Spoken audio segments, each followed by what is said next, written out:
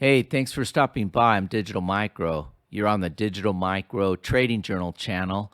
Day trading for an ROI payout, no trade recommendations. It's just my trade journal.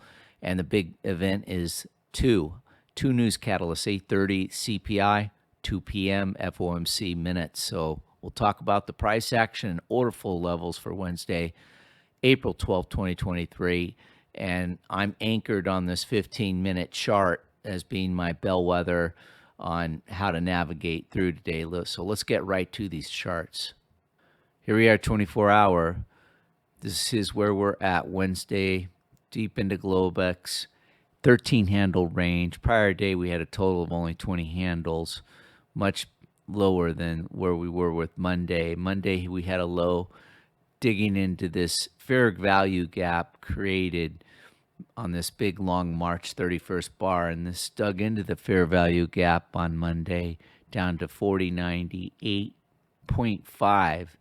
So not so much yesterday, 4128.75. So that would be the first draw in liquidity. Above that, I've got this bar here from April 3rd, and that is a 53.75. So we break that, I think we could go a lot higher. So we'll see what happens with the FOMC minutes in the afternoon and see what range expansion we get. Let's go to the next chart.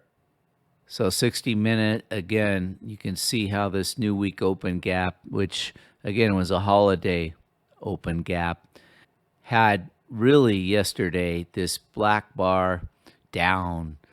It just basically completely eviscerated all the longs, and it waited till literally the last few minutes of the day to do that. This last hour just went from a high 51 all the way down to a low of 32.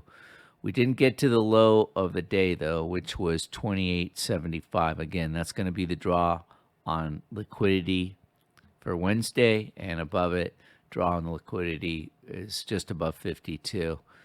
So let's go to the 15-minute chart next.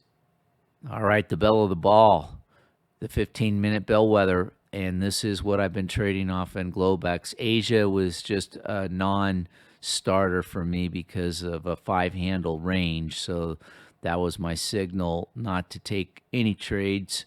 And then here we are in Europe. Right before we open, we hit this low, 33.50, and we spike up on the open of Europe. We go to a high at 45. We come back down to the pivot. Pivot's at 39.50. We break the high back again at 41.45. Right now, we have a sell signal on the algo, and I'm just hanging out until we have the CPI number reported.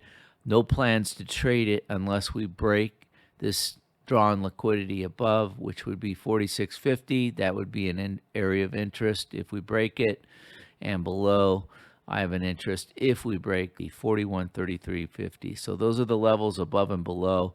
The Renko's not doing anything except hanging out in the middle. So there's no extremes on the Keltner above or below, just sitting in the red. So that wraps it.